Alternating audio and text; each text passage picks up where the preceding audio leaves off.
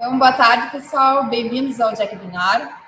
Hoje a gente vai falar um pouco sobre compliance, que é uma área que tem se mostrado crucial nesse momento de gestão de crise.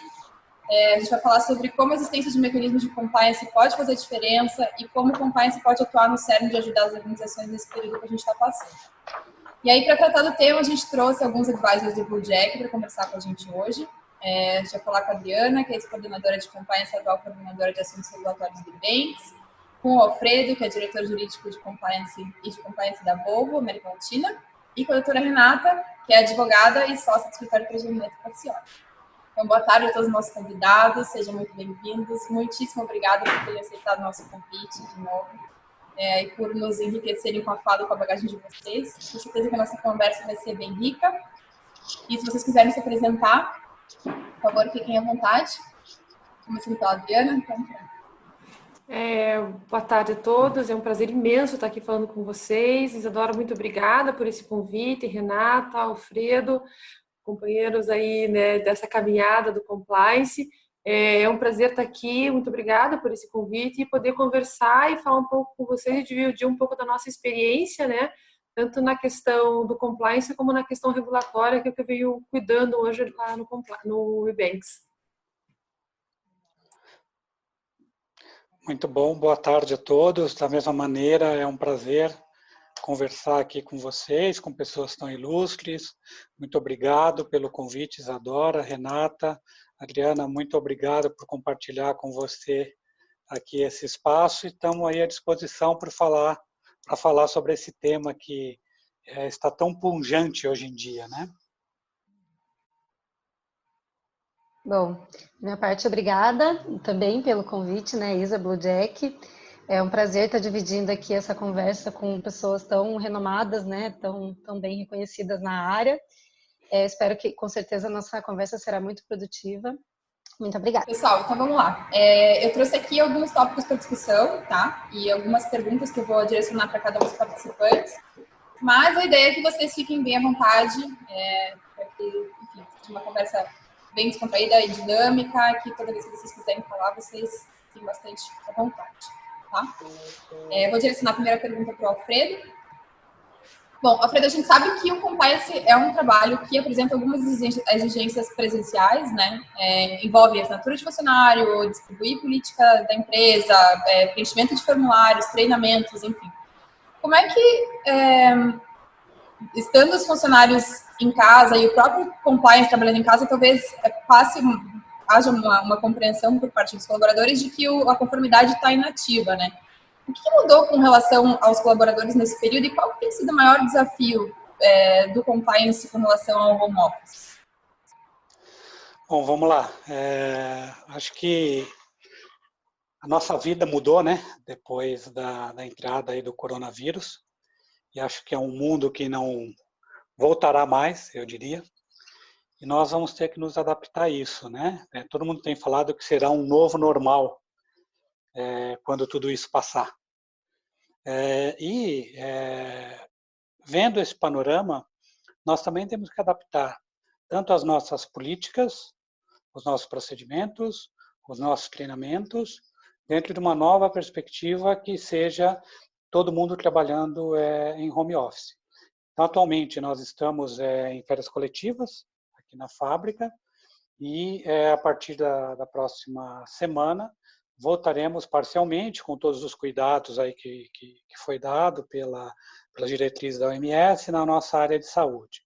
Mas respondendo a tua pergunta, eu acho que a gente tem que dividir o compliance em alguns aspectos, né? Primeiro, o compliance trabalhista.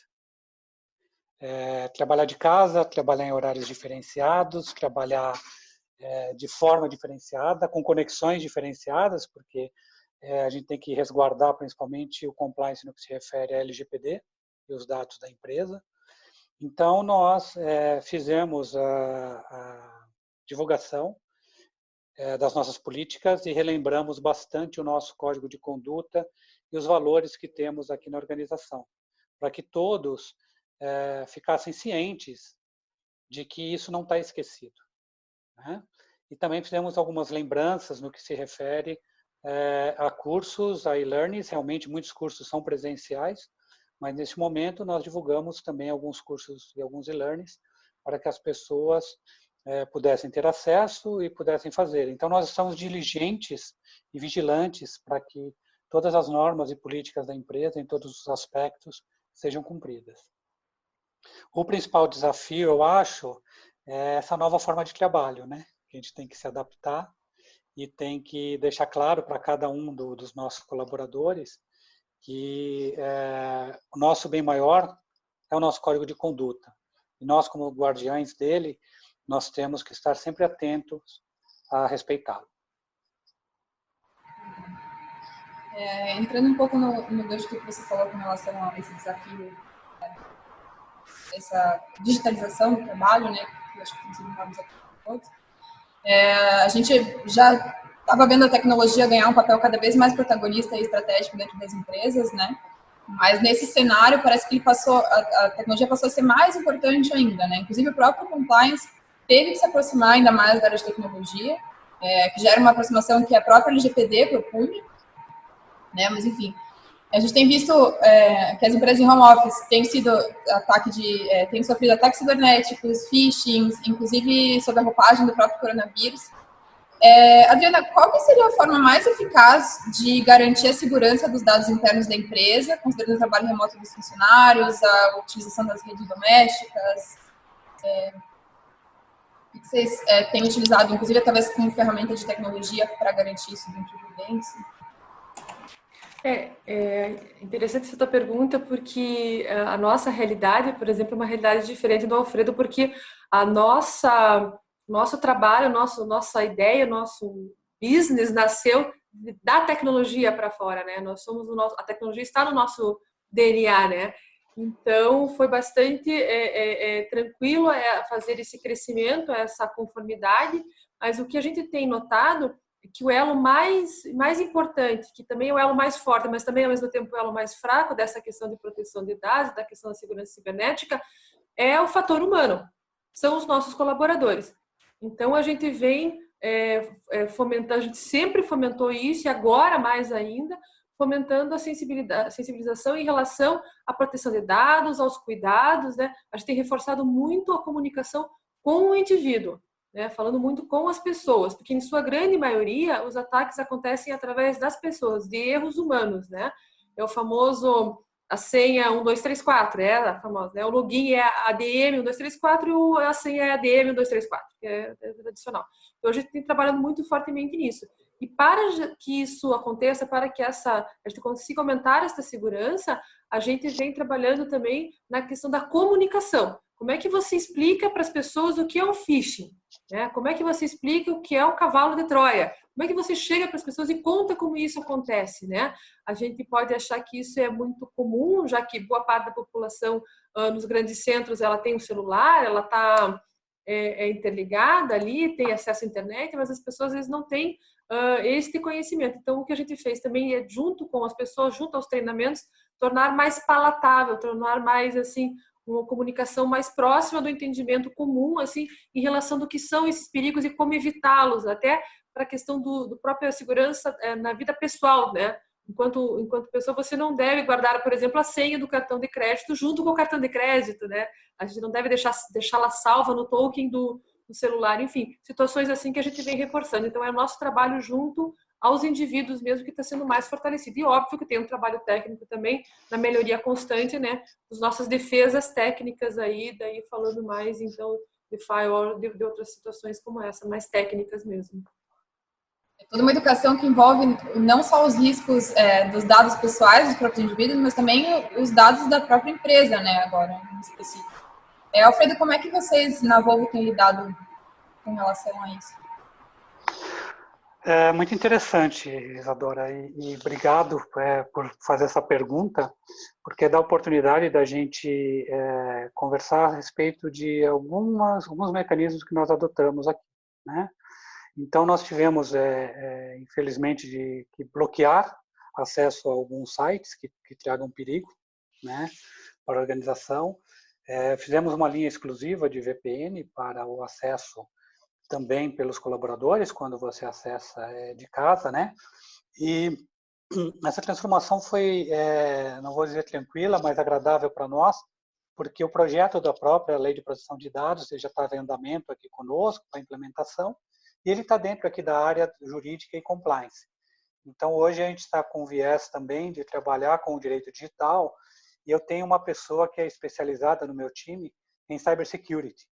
Então, ele pode nos ajudar muito para que a gente conseguisse trabalhar com essas proteções, né, de modo a não sofrermos qualquer tipo de cyberataque.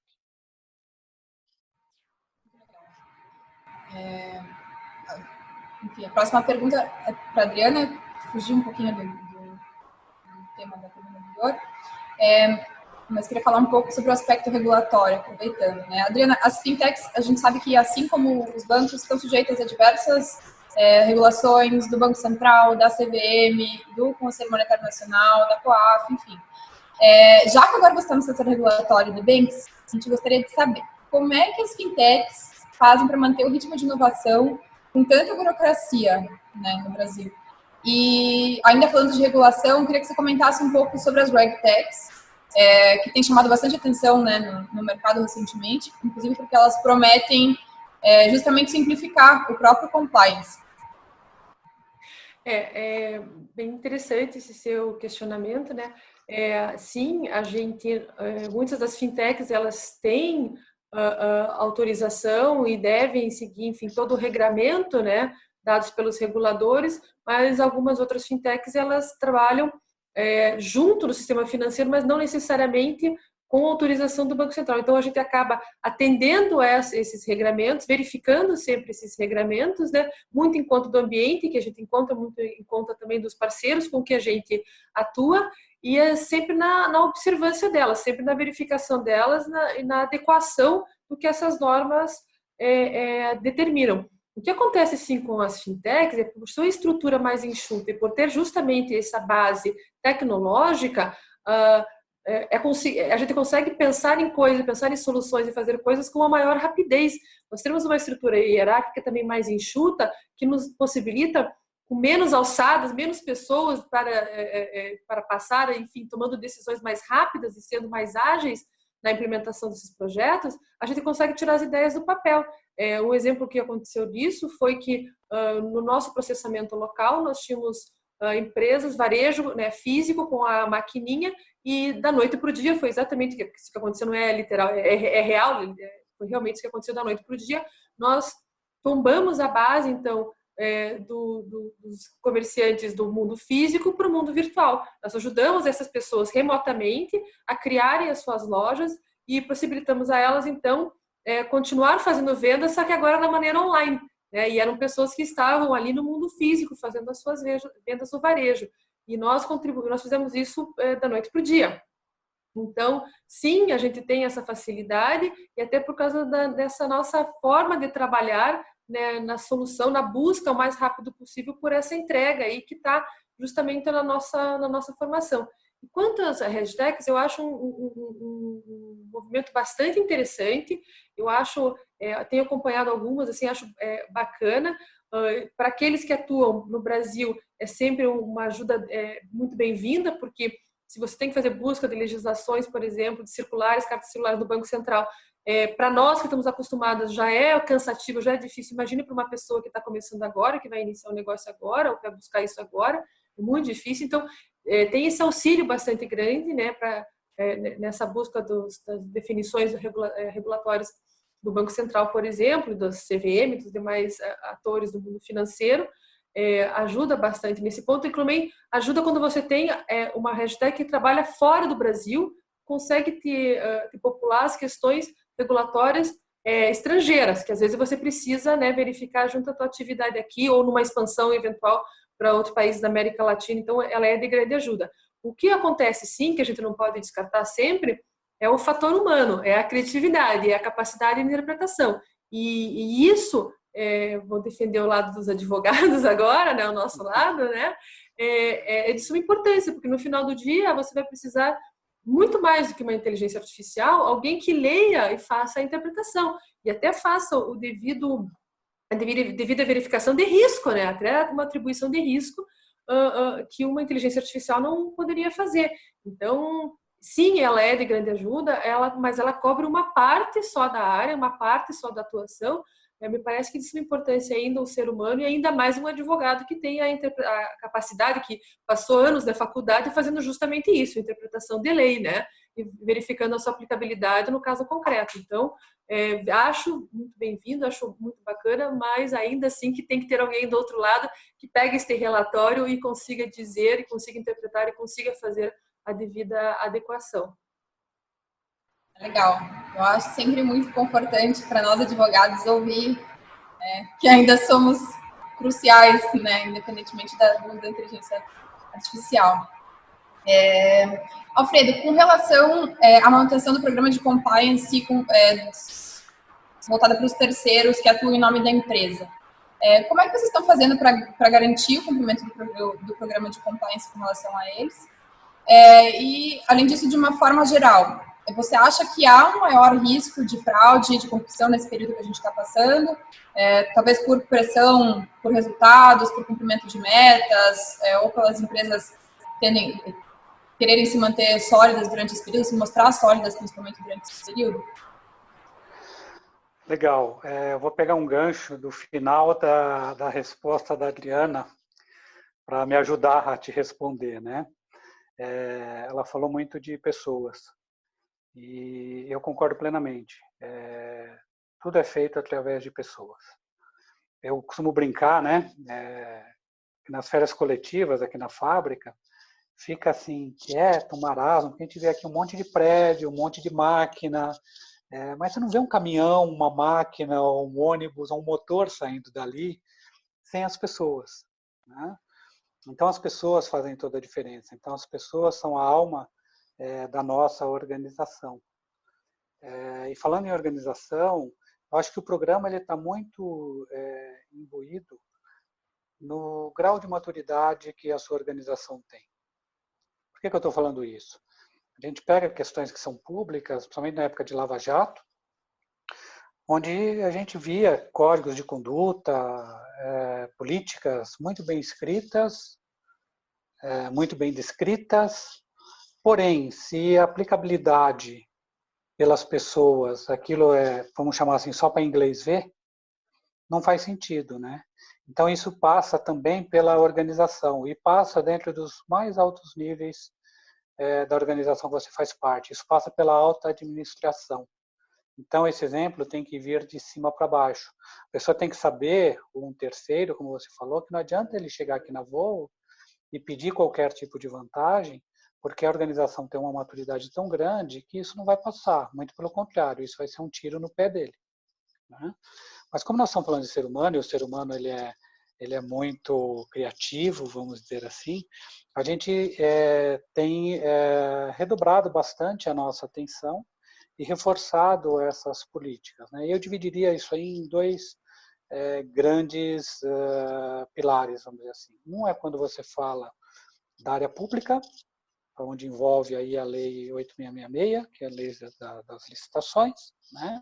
Quando você está falando com o ente público, está licitando, e aí o cuidado tem que ser redobrado, né? A gente tem visto aí na mídia algumas situações, infelizmente, nesse momento que nós vivemos, é ainda objeto de algum tipo de fraude ou algum tipo de espaço para manobra, e o outro no que se refere à tua discussão do dia a dia com o particular. O que eu estou querendo dizer com isso?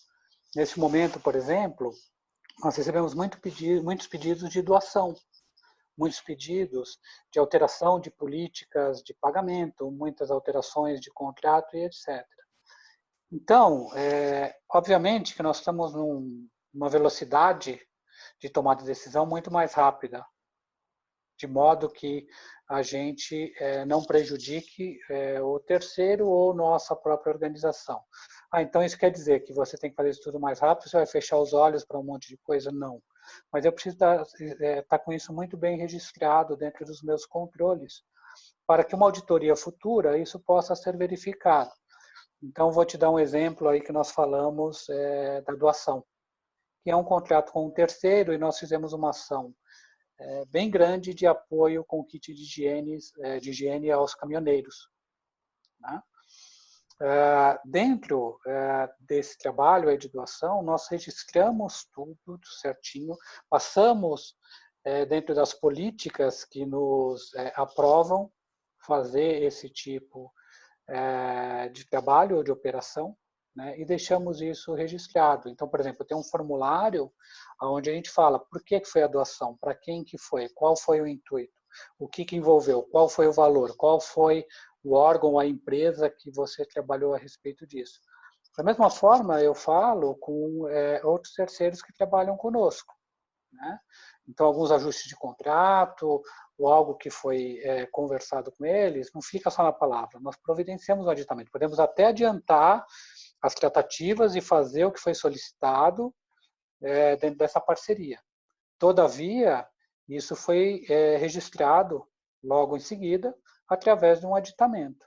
Então, os cuidados, sim, têm que ser adotados, eles devem ser adotados dentro de uma velocidade mais rápida, porque muitas vezes nós não podemos ficar reféns de algumas burocracias, porém registrar isso mesmo que seja no momento seguinte.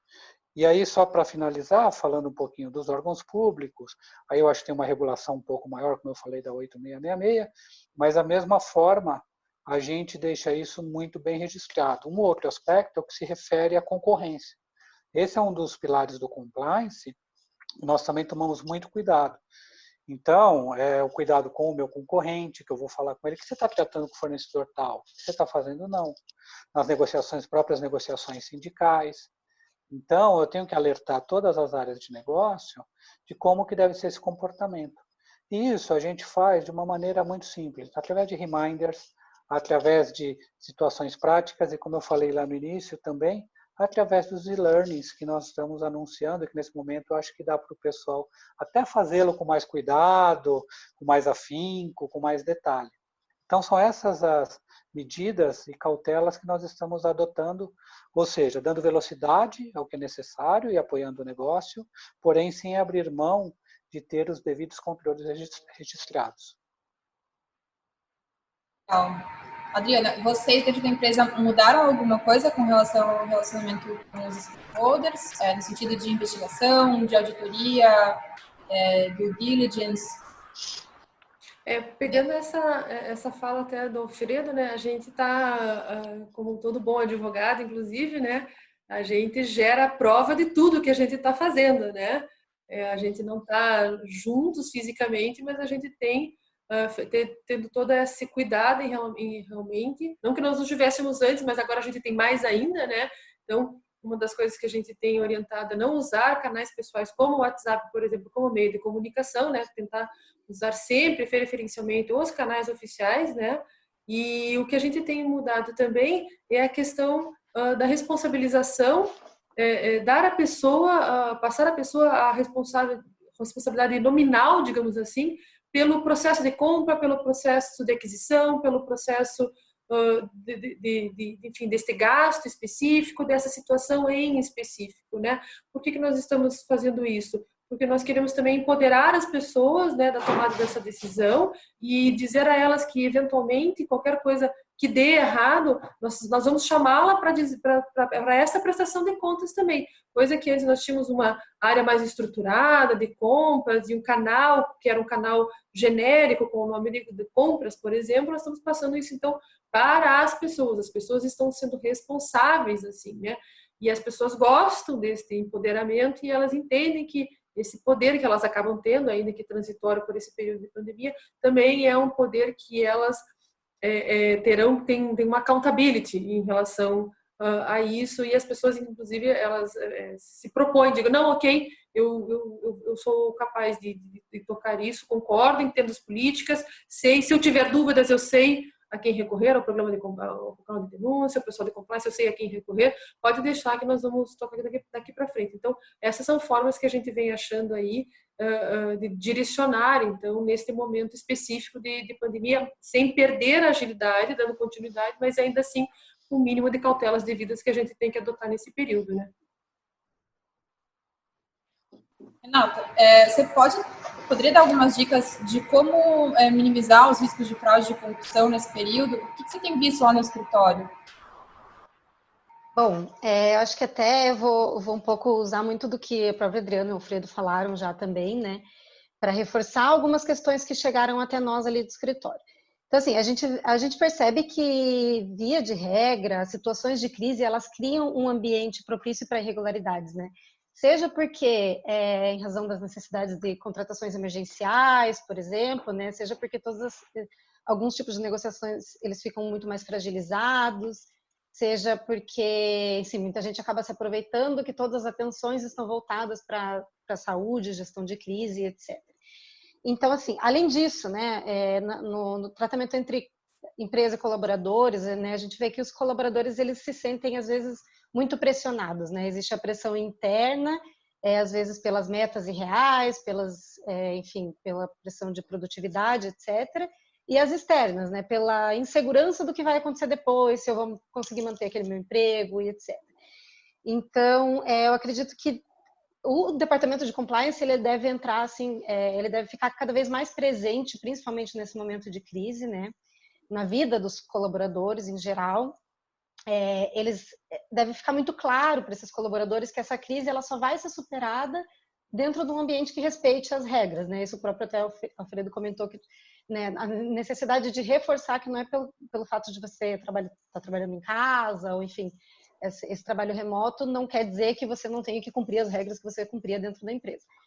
Então acredito que o reforço junto a esse departamento mesmo, né, para que fique mais presente, utilizar cada vez mais os canais de comunicação e, por exemplo, o canal de denúncias, né, reforçar com os funcionários que eles utilizem, que eles realmente, enfim, existe aquela ferramenta que eles devem utilizar cada vez mais e dentro da empresa mesmo, né, tornar essas investigações mais efetivas, né, do que chega através do canal de denúncias, para ver se ali a crise não está gerando um ambiente favorável a fraudes e irregularidades em geral.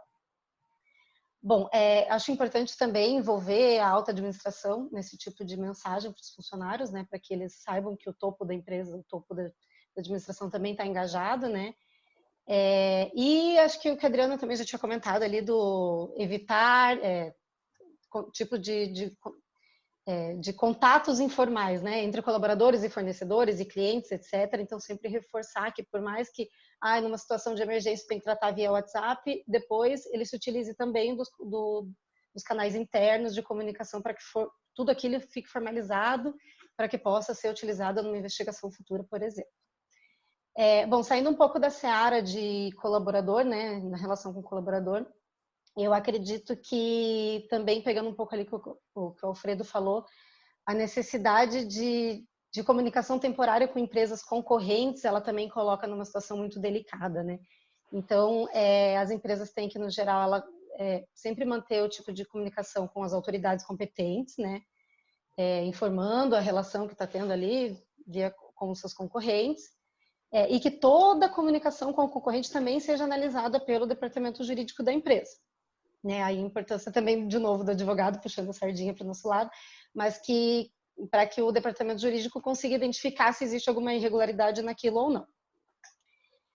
Bom, em relação a gente também verificou, ia falar um pouco da contratação pública, mas me veio aqui também alguns casos de que as autoridades, elas estão, principalmente nessa situação, né, de crise, cada vez mais atentas a possíveis aumentos abusivos de preços, né, nas mercadorias, nos produtos essenciais principalmente, né.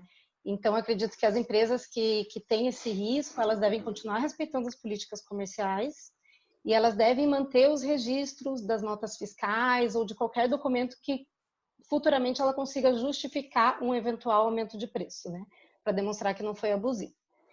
E, por fim, né, acredito que, em razão da necessidade das contratações emergenciais com a administração pública, que o Alfredo já comentou, é muito delicado mesmo, então, sempre reforçar a cautela na celebração desses contratos, né, porque, em alguns casos, agora pode haver dispensa de licitação, então, sempre reforçar a cautela, verificar a adequação do caso às disposições da Lei 8666, e manter sempre os registros de comunicação da interação com o agente público, né? Evitar que seja feito somente de forma remota e, se tiver que ser feito de forma remota, enfim, por vias não formais, que seja formalizado depois, daí aquela mesma situação da utilização dos funcionários. Acredito que seja isso, assim, que eu tenha para colaborar. Aproveitando que você falou... Claro, posso fazer uma interrupção, me desculpe, mas até falando o que a Renata falou, eu vim aqui na minha mente, né, que já faz mais ou menos uns 5 anos que nós temos aqui, através do nosso comitê de ética, a Semana da Ética, que nós chamamos, né, onde nós colocamos temas muito simples, desde uma conduta no trânsito, desde o uso do cinto de segurança, até casos mais complexos, como fraude, como questões aí concorrenciais e etc. É uma semana muito bacana, onde nós englobamos vários assuntos, né? Eu me lembro que da última edição que nós fizemos, dentro do time, nós colocamos uma frase que era o seguinte: não tem jeito certo de se fazer a coisa errada, né? E trouxemos para um viés muito interessante sobre o papel, o propósito e o papel social de cada empresa, né? E aí nós fizemos a abertura mostrando quantas empresas acabaram sucumbindo, acabaram indo à falência, ou etc., por várias questões. Seja por questão de ética, seja por questão de imagem, que o compliance entra muito nisso também, né? Se eu tenho um produto que tem um problema gigantesco de qualidade, ou um produto que não atende o meu propósito, eu dizia que tinha composição A, quando na verdade não tinha, e tivemos vários escândalos no mercado a respeito disso, né? E aí nós demonstramos quantas empresas perderam a sua essência e perderam o seu papel social, né? Então, um apelo, quando a gente comenta de conformidade e de estarmos todos adequados, porque tem um papel social de cada uma das organizações, o propósito, o que ela quer deixar de legado, né? Eu acho que isso é muito importante, porque, de novo, não adianta nós termos um código de conduta bonito, políticas adequadas, mas se eu não pratico aquilo, se eu não exercito aquilo, né? Então, só para pegar o verso que a Renata falou e complementar. Adriana, você quer acrescentar alguma coisa? Eu só queria falar que eu não sei se o Alfredo e a Renata também têm essa impressão, mas às vezes as pessoas falam muito, né, que o compliance é a área da empresa que evita negócio, né? A gente são o barra negócio, né?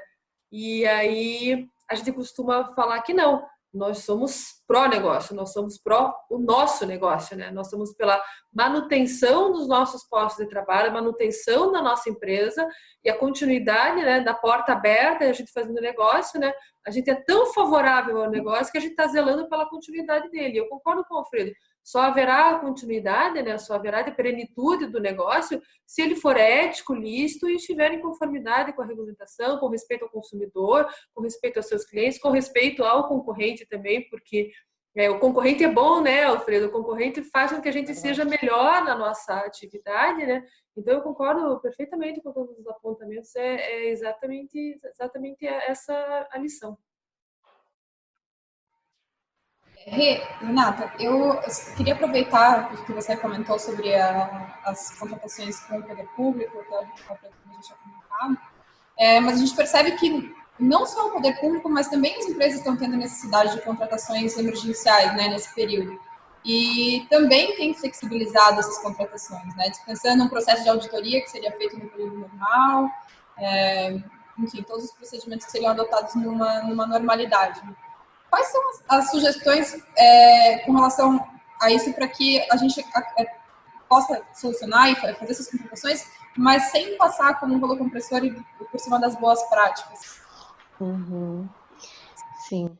É muito interessante, né, a tua pergunta, porque realmente muitas vezes a gente só presta atenção na contratação com o poder público, né, e acaba esquecendo porque, enfim, o agente público a gente estaria muito mais propenso, digamos assim, né, a cometer um ato de corrupção, ilegalidade, mas nas contratações particulares também, né, a gente tem que dar muita importância para isso, e também para mitigar os riscos da empresa, né, para evitar alguma responsabilização por ato de terceiro no futuro e etc. Então, assim, a gente verifica que agora no período da crise, da pandemia, muitas empresas elas têm que na verdade, assim, a suspensão das atividades, né, de certas indústrias e prestadores de serviço, etc., elas podem levar à necessidade dessa contratação emergencial. Então, assim, a nossa dica a nossa orientação é que sempre procure estabelecer pelo menos medidas mínimas de due diligence, né, para a contratação, porque a gente sabe que em razão da necessidade de ser célere, de ser, enfim, de resolver aquela situação com a emergência que requer, né, as pessoas não conseguem dar esse tipo de atenção, mas pelo menos as medidas mínimas, o levantamento de informações, de algumas certidões que são fáceis pela internet, enfim, hoje em dia a gente tem inúmeras plataformas que conseguem nos auxiliar nisso, né, de forma rápida, e estabelecer sempre no contrato um limite de valor e de tempo, né, para que não vire um contrato emergencial eterno. Além disso, sim, sempre também, voltando para os contratos, né, manter as cláusulas de anticorrupção, né, que já deve ser mantido de praxe, mas reforçar até essa situação, e que os contratos também prevejam a necessidade de procedimento de auditoria, né, completa no futuro. Então, para que as partes fiquem cientes de que naquele momento, em razão da emergência, enfim, foram tomadas medidas mínimas, mas que futuramente ela vai submeter à auditoria, né? E a gente verifica também, assim, só complementando, que às vezes, muitas vezes, os atos de fraude, de corrupção, eles aparecem só após o retorno à normalidade, né? Então, a gente reforça também para que mesmo, né, ao fim da pandemia, né, após o retorno à normalidade, as empresas de fato realizem essas auditorias, né, que eu acabei de comentar, e auditorias significativas para que elas consigam entender se elas foram expostas a algum risco legal e quais, enfim, para entender quais medidas elas devem tomar, etc. E entender também se as políticas de integridade funcionaram durante a crise, né? Isso é bem importante. Então, muitas pessoas acabam dando importância só para o momento e não para o pós, né? O pós também é muito importante e essa é a nossa orientação. Muito bom. Alfredo, Adriana, vocês querem acrescentar alguma coisa? Vocês podem ficar à vontade, tá? Não precisa esperar eu chamar vocês para falar. Eu não tenho nada a contribuir, eu concordo plenamente com o discurso da Renata, está absolutamente coordenado com aquilo que eu penso também. Acho que está perfeito, é isso aí. Alfredo, o último tópico que eu trouxe aqui é com relação ao plano de gerenciamento de risco e de crise da empresa. Teve alguma adaptação do plano de gerenciamento de risco com relação à mitigação dos riscos da empresa nesse período? Como eu comentei no início, né, acho que a gente está vivendo num mundo diferente, disruptivo, eu diria, né, a palavra da moda. E sim, sem dúvida houve. É algo muito novo que nós estamos vivendo, então, para ter uma ideia, dentro do nosso comitê de crise, nós temos os nossos médicos, a nossa área de saúde, segurança, temos o RH, temos a alta administração, pouquíssimas pessoas, eu sou uma delas que estou aqui no escritório, mas adotando todos os cuidados, só não estou de máscara agora porque nós estamos aqui gravando e tomando todas as cautelas que a área médica tem imposto a nós, né? Então mudou sim, acho que sairemos de uma forma mais humanizada e mais solidária, então a gente vê muito as pessoas se apoiando e se ajudando para achar uma solução. Estabelecemos um comitê de crise emergencial e dividido em algumas células, vamos dizer assim, ou alguns subgrupos, onde cada um vai tomando as devidas medidas. Então, por exemplo, tem a parte médica, o pilar médico, que temos os especialistas ali, tem a parte comercial, a parte de vendas, que também está cuidando de outros temas, nós da parte legal, com relacionamento com clientes, com fornecedor, com concessionário, de modo que a gente possa atender a cadeia como um todo, né? Temos o nosso pessoal aqui de operação, que está vendo como vamos retomar, como vamos retornar, em que volume, de que forma, etc. Então, sim, mudamos e estamos aprendendo muito dentro deste processo todo que vivemos.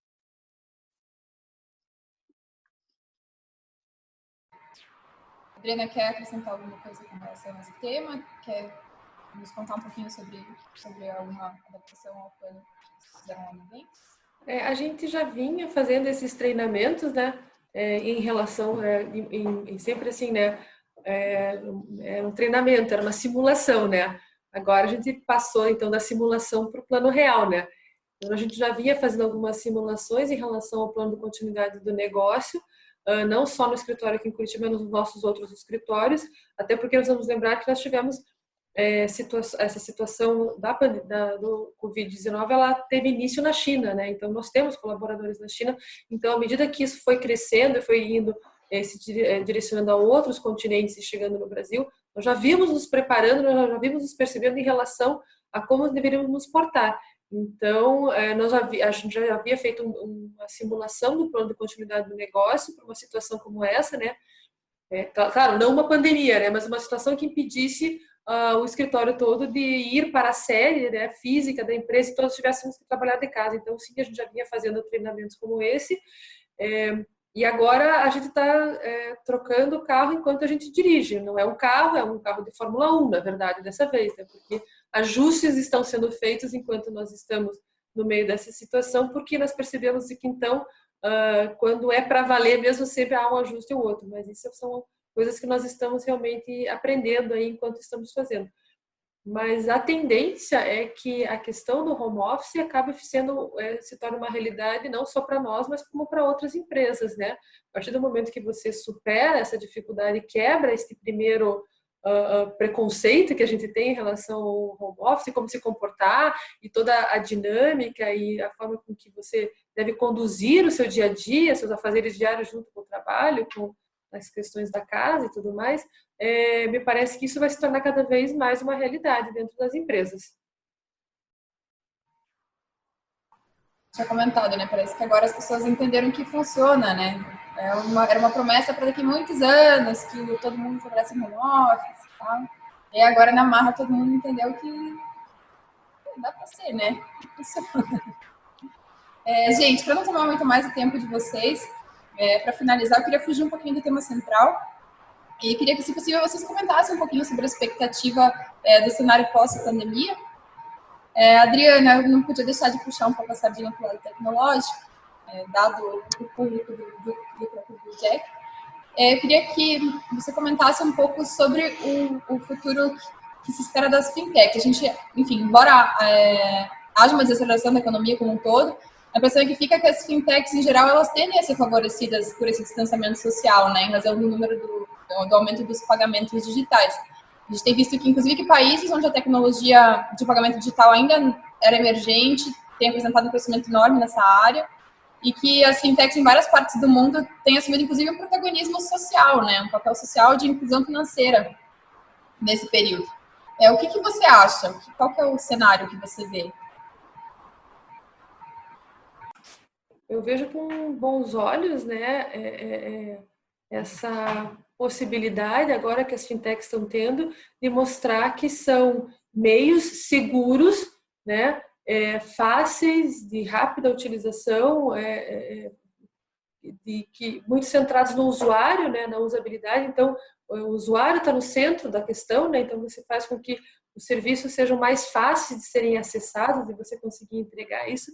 Então, há um movimento cada vez mais, inclusive do próprio regulador, né, olhando de uma forma diferente, né, para os segmentos das fintechs. A gente tem um exemplo bastante interessante, que foi o PicPay aí no estado de São Paulo, assumindo, então, essa frente aí como o meio de interligar o dinheiro que o Estado destina para a merenda está sendo depositado, então, nas contas do PicPay dos alunos, porque os alunos não deixem de ter a merenda, né, o dinheiro, então, para comprar a merenda, visto que muitos deles só tinham acesso à comida quando iam para a escola. Então, para evitar essa falta de alimentos para alguns estudantes, o governo do Estado de São Paulo fez um acordo com o PicPay, que é para viabilizar esse pagamento. Então, esse é um exemplo bastante interessante de como uma fintech pode ajudar a fazer com que se chegue mais rápido, mais fácil a destinação que o dinheiro deve chegar. Como, por exemplo, o que está acontecendo na Caixa Econômica Federal, o número de acessos, que foi absurdo, o site da Caixa chegou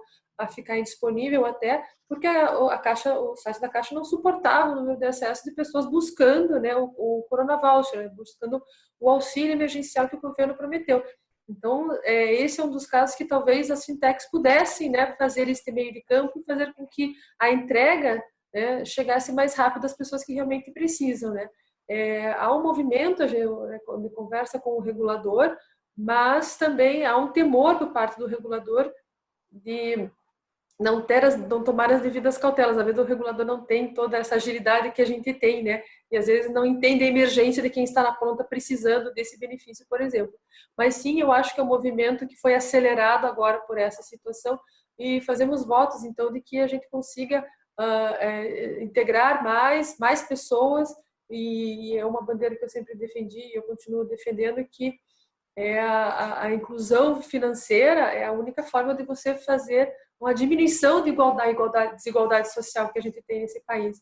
Então, as fintechs têm esse papel, têm essa possibilidade, e me parece que o regulador agora tem uma oportunidade bastante grande de deixar com que a gente consiga auxiliar nessa tarefa, né? Alfredo, qual que é a tua opinião pessoal para esse cenário pós-pandemia? Vou falar que não sou economista, né? Sou advogado, como vocês, mas vamos falar de alguns cenários, né? O mundo vai ser diferente, não vai ser, como eu comentei no início, o mundo que nós vivíamos antes do carnaval, vamos dizer assim. Nós vamos ter dois mundos, estava brincando até que é o antes de Cristo e depois de Cristo, mas teremos o antes corona e depois corona, né? O AC e DC. Vai ser um mundo que eu acho que as pessoas estarão mais solidárias, mas ao mesmo tempo as relações pessoais elas estarão mudadas, até por conta da tecnologia, desse distanciamento social e etc. Principalmente para nós aqui latinos que adoramos abraçar, beijar e etc. Talvez a gente vai demorar um pouco, tem que se adaptar a algumas outras coisas, né? Mas acho que sairemos mais fortalecidos e mais uma sociedade melhor. Eu acho que é isso que a gente tem que construir. Nós somos privilegiados, acho que pegando até o que a Adriana falou, mas tem muita gente que está precisando da nossa ajuda. E se nós ajudarmos um e o outro ajuda mais um e mais um, a gente faz o mesmo efeito do corona, a gente consegue ajudar muita gente, né? Por outro lado, pelo ponto de vista econômico, a perspectiva é que 2020 vai ser realmente um ano perdido, infelizmente, em todos os lados da cadeia, né? Então, tendo uma visão ampla aqui, falando do meu negócio, eu sei que fornecedores nossos vão sofrer, nós estamos sofrendo, a nossa parte de clientes também, eles também sofrerão, e também a nossa rede de distribuição e de concessionário, né? Mas nós temos que nos fortalecer nesse momento e ajudar um ou outro para que a gente consiga ter o menor impacto. A gente tem visto aí, ontem mesmo, saiu uma previsão de -5 no PIB aqui do Brasil, o PIB mundial mais ou menos dentro disso, um pouco mais, um pouco menos, Itália um pouco mais. Os únicos dois países que talvez tenham algum tipo de crescimento será bem tímido perto do que era, a China e um pouquinho a Índia, né? Estados Unidos também terão um impacto muito grande. Então, nós nos tornaremos, cada um de nós, não vou dizer mais pobres, tá? Mas eu digo materialmente, do pouco ou do muito que tenhamos, vamos ficar um pouco mais pobres, sim, mas, por outro lado, vamos estar mais ricos em espírito, eu acredito, né? Mundialmente, nós vamos ter que refletir sobre muitas ações que nós vimos cometendo. Acho que, de modo geral, é esse o panorama que eu vejo para o futuro próximo. Gente, já encerrando para não exceder muito tempo. Adriana, Alfredo, Renata, de novo, muito obrigada por dividirem um pouco desse de vocês com a gente. É sempre muito rico e é um prazer falar com vocês. Vocês agregam sempre muito e é uma honra poder contar com vocês como advisors do BlueJack, eu já disse isso, eu repito. Esse webinar está sendo gravado, dessa vez ele realmente está sendo gravado. E vai ser disponibilizado depois. Então, a gente vai deixar um canal aberto para perguntas. Então, caso alguém E depois tem alguma pergunta, alguma dúvida, a gente volta a incomodar vocês. Tá? Então, um grande abraço. Espero que dessa vez o nosso próximo encontro seja ao vivo. E muito obrigada.